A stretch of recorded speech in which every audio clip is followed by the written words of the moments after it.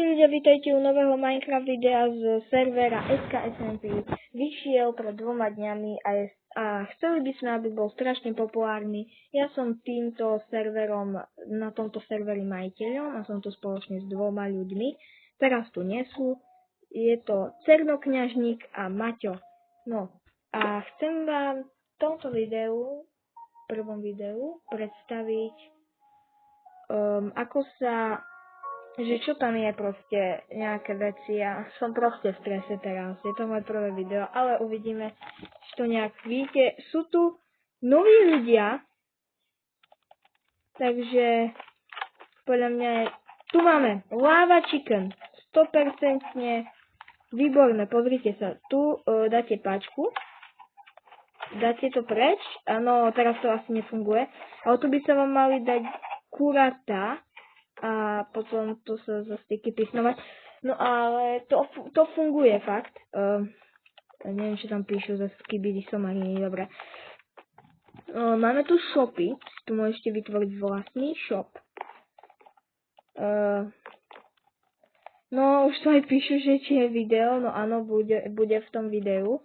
No takže tu máme barák, takého typka. No a tu máme ešte laboratórium. Takže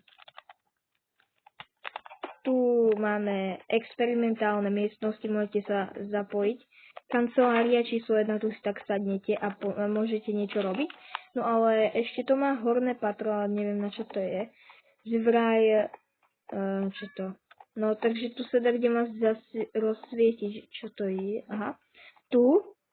To som asi vám nemal ukazovať. Tu kde sa to proste rozsvieťuje. Takže toto máme za sebou, no, tak ideme ďalej. No, tu máme, čo som ešte neukázal, vesničky. A na tomto serveri sa práve hraje survival, takže kebyže si ho chcete zahrať, tak ho tu máte rovno teraz. A budem rád, keď sa napojíte. Môžeme tu zahrať spolu survival dakedy. Na videu môžete byť. Kľudne. A keďže tam som sa s nimi aj rozprával. Sú to akože takí pohoľudia. Dobre, no tak čo tu píšu, no tak to som fakt, to je fakt divné. No tak toto je náš server. No, ja som to úplne pokašľal, keďže to je proste prvé video, takže mám byť čo v strese. No a tu máme ešte taký mostík, no tak. Takže toto je koniec tohto videa. Toto je proste iba prehliadka z tohto servera, takže keď sa vám toto video páčilo, tak sa napojte na tento server SKSMP, hraj skSMP.aternos.me. Keď sa vám to video páčilo, dajte like, odber a zvonček a my sa uvidíme u ďalšieho videa, takže čaute.